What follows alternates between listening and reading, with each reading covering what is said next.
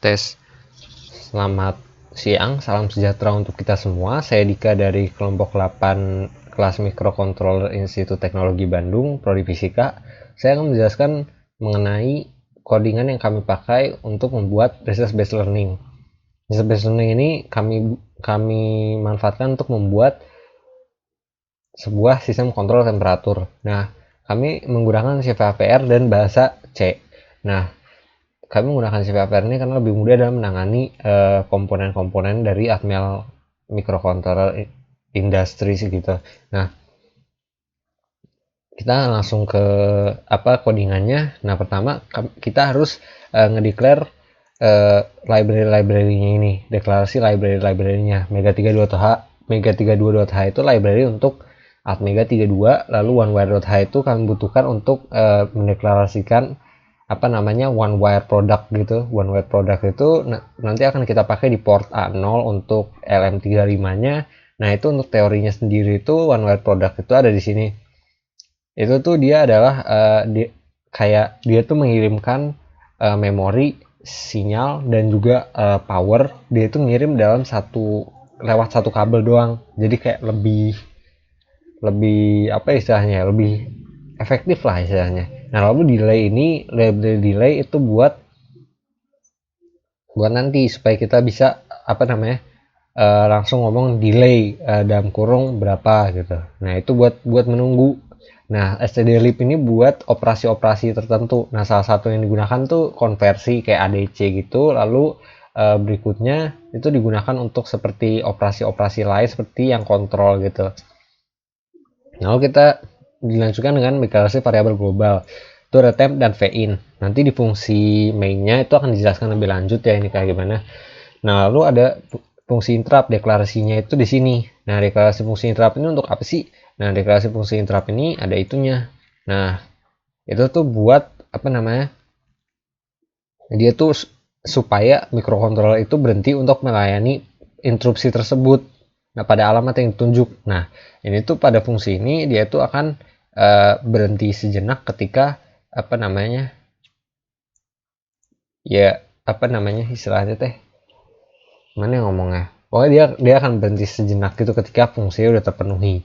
Nah, deklarasi komponen digunakan itu define hashtag define adc_prf ini tuh untuk deklarasi ADC itu sendiri.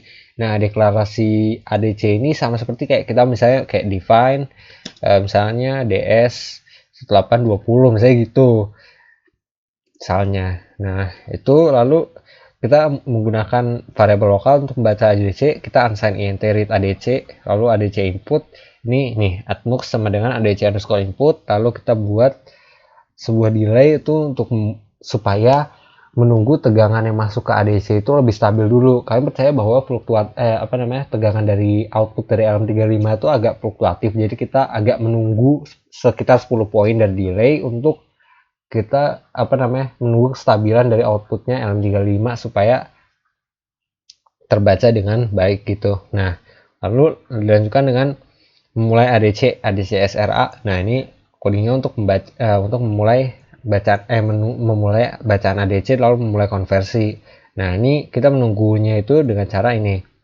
While ADC SRA bla bla bla return ADCW. Nah, lalu kita masuk ke fungsi void main void kita. Kita fungsi main istilahnya teh. Maaf.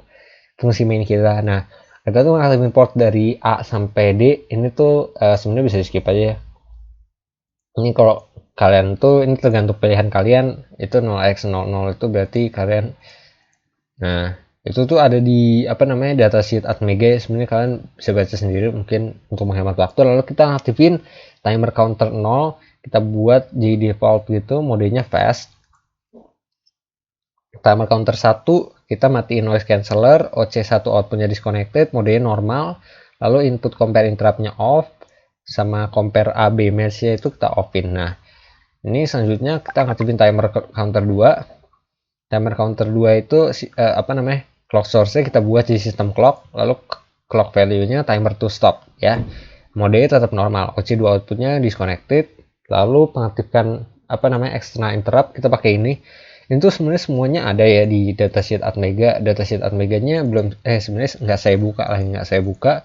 Jadi kalau kalian nanti baca lampiran saya, maaf, kalau penonton membaca lampiran saya akan ada datasheet Atmega, di situ banyak sekali penjelasannya. Lalu kita aktifkan ADC, kita mulai pengaktifan ADC nih. Kita ulang lagi dari tadi. Nah, lalu kita buat supaya port B.6 itu nilainya itu bakal 0. Nah, ini tuh kita pakai ASM, Global Enable Interrupt. Ini tuh sebenarnya di mana ya? Ada di sini sih. Tunggu. Ini tuh ada di sini harusnya. ASMC itu buat Global Enable Interrupt. Jadi kita tuh bisa definisiin banyak banget. Tapi kalau misalnya nggak ada ASMC, ini. Ini tuh kalau nggak ada ini, jadi kita nggak bakal jalan gitu interruptnya. Nah, lanjut. Port C0 sama dengan 1 ini artinya nilai high ya. Nah, fungsi untuk kipasnya ini kita bagi jadi ini sesuai yang saya jelaskan, kami menggunakan fungsi while. Nah, sebelumnya itu kan saya udah sebut nih, temp sama fin itu tadi udah deklarasiin sebagai variabel global. Nah, temp itu apa sih? Temp itu kita assign sebagai read ADC. Ini maksudnya itu temperatur itu adalah hasil dari ADC. Nah, lalu kami membuat, sebenarnya ini bisa kalian bilang kami tuh deklarasinya sebenarnya bisa kita balik sih tempnya itu biar lebih enak aja deh. Cuman sebenarnya saya terlalu malas mengganti atau gimana. Nah, ini pin sama dengan float temp bintang 500 kali 500 per 1024. Nah, ini kami temukan setelah kami menghitung berapa kami bandingin gitu, berapa hasil bacaan tegangan yang keluar, lalu kami kalikan dengan koefisien ini supaya jadi temperaturnya itu. Jadi kayak bacaan ADC ini dibaca berapa, lalu harus kita kalikan berapa supaya dia terbaca sebagai itunya temperaturnya. Nah, nanti kalian bisa lihat di sini nih. Nah, ini kan kalian lihat nih, if Vin lebih besar dari 30, itu maksudnya ketika temperatur lebih besar dari 30, maka port B akan nilai high. Itu maksudnya apa? Jadi itu ketika ketika temperaturnya di atas 30, maka kipasnya itu akan maaf kesempatan, mikrokontrolernya itu akan membuat port B bernilai high, sehingga dia mengirimkan sinyal bahwa kipas 1 nyala gitu. Lalu dia akan menunggu delay 30 detik. Nah, delay 30 detik. Nah, kalau kok 30 detik, 30 nilai maksudnya. Delay 30 nilai. Lalu nanti ketika suhunya udah turun, nanti dia bakal mati. Nah, itu ada nanti di itu. Nah, tapi ketika temperaturnya naik di atas 40, maka kipas kedua juga akan ikutan nyala.